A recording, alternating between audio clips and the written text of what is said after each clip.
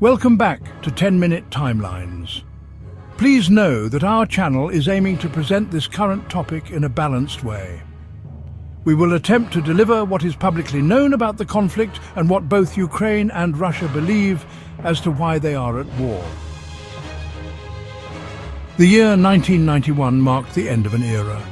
The Soviet Union, a superpower that had dominated the global stage for decades, crumbled into 15 separate nations.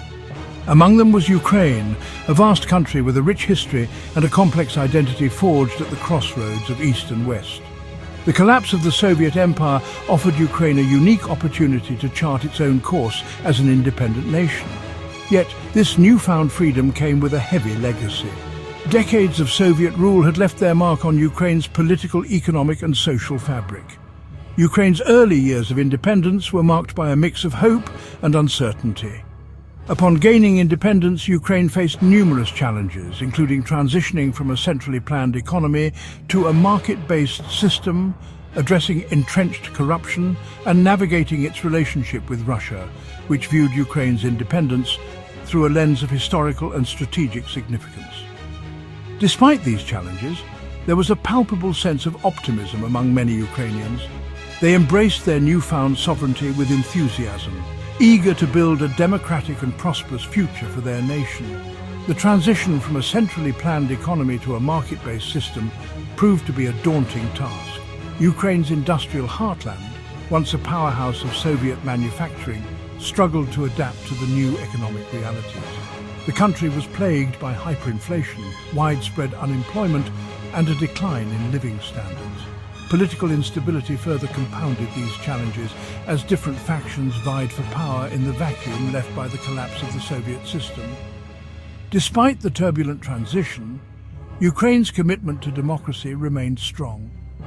The country held its first presidential elections in 1991, marking a decisive break from its Soviet past. However, the path to democracy was not without its obstacles. Corruption remained endemic, and the rule of law was often weak. These challenges were exacerbated by external pressures, particularly from Russia, which viewed Ukraine's independence as a threat to its own strategic interests. In the aftermath of the Soviet Union's dissolution, Ukraine found itself in possession of a significant nuclear arsenal inherited from the Soviet military presence on its soil. This arsenal, the third largest in the world at the time, made Ukraine a key player in international security negotiations. However, it also made the fledgling nation a target of pressure from both the West and Russia. The West, particularly the United States, was concerned about the potential proliferation of nuclear weapons and urged Ukraine to relinquish its arsenal. Russia, while publicly supporting Ukraine's sovereignty, saw the nuclear weapons as a potential bargaining chip and a means of maintaining its influence over its former satellite state. These competing pressures culminated in the signing of the Budapest Memorandum in 1994. Under the terms of the Budapest Memorandum, Ukraine agreed to transfer its entire nuclear arsenal to Russia for dismantlement. In exchange, Russia, along with the United States and the United Kingdom, pledged to respect Ukraine's territorial integrity and political independence. This agreement was seen as a major diplomatic victory at the time, paving the way for Ukraine's integration into the international community as a non-nuclear state. For Russia, the collapse of the Soviet Union was not merely a geopolitical setback, but a profound historical tragedy. It shattered centuries-old ties and amputated a vast territory that many Russians considered an integral part of their own civilization. This sense of loss and resentment was particularly acute when it came to Ukraine. Ukraine, with its shared history, cultural affinities, and intertwined economies, occupied a special place in the Russian psyche. It was not seen as just another former Soviet republic, but as a vital part of Russia's historical heartland. This perception was reinforced by deep-seated cultural and religious links, with the Russian Orthodox Church playing a significant role in shaping both nations' identities. Throughout the 1990s and 2000s, Russia sought to maintain its influence over Ukraine through a combination of economic incentives and political pressure. It offered discounted gas prices, access to Russian markets, and support for pro-Russian political parties. At the same time, it did not hesitate to use its economic leverage to punish Ukraine for any perceived slights or attempts to move closer to the West. This push-and-pull dynamic created a delicate balancing act for Ukrainian leaders, caught between the desire for closer integration with Europe and the need to maintain a workable relationship with their powerful neighbor to the east. However, this delicate balance began to unravel in the late 2000s as Russia, under the increasingly assertive leadership of Vladimir Putin, grew more insistent on reasserting its dominance over its near abroad. As Ukraine grappled with its post-Soviet identity, it increasingly looked westward for inspiration and support.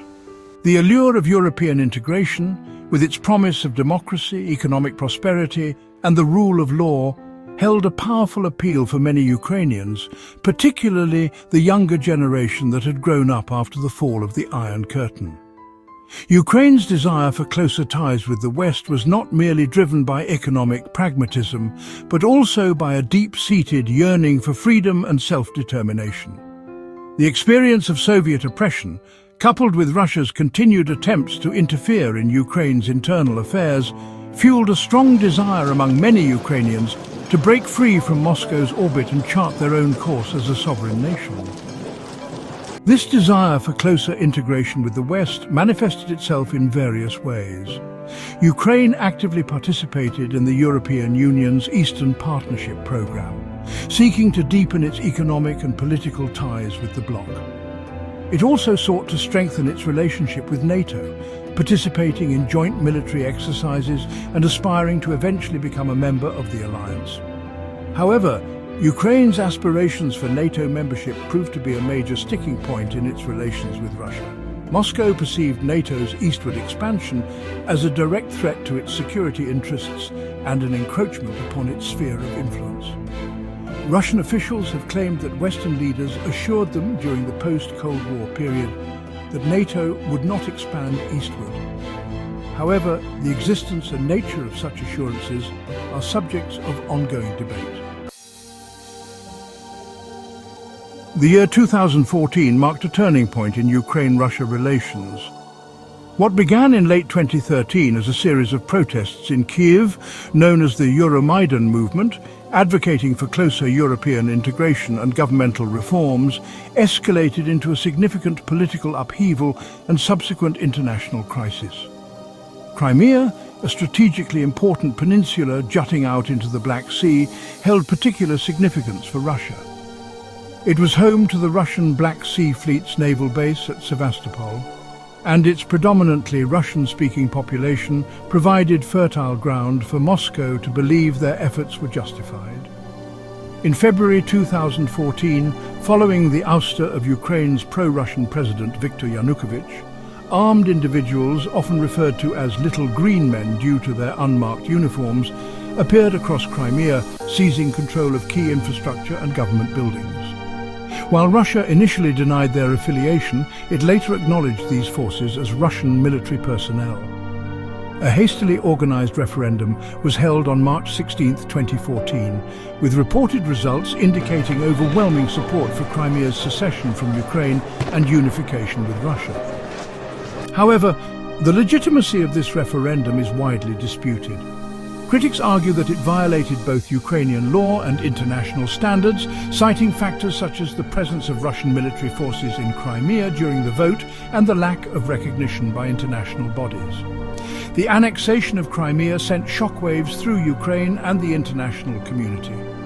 It demonstrated Russia's willingness to use military force to achieve its geopolitical objectives and marked the beginning of a new and dangerous phase in the conflict between Russia and the West.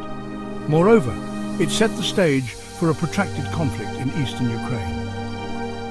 Following the annexation of Crimea, armed groups in eastern Ukraine declared independence from Kyiv. While Russia officially denied direct involvement, evidence may suggest it provided support to these separatist movements. While this issue has a deeply complex history, hopefully this summary helped you better understand what led up to such conflict If you enjoyed this video, please help the efforts of this channel by subscribing.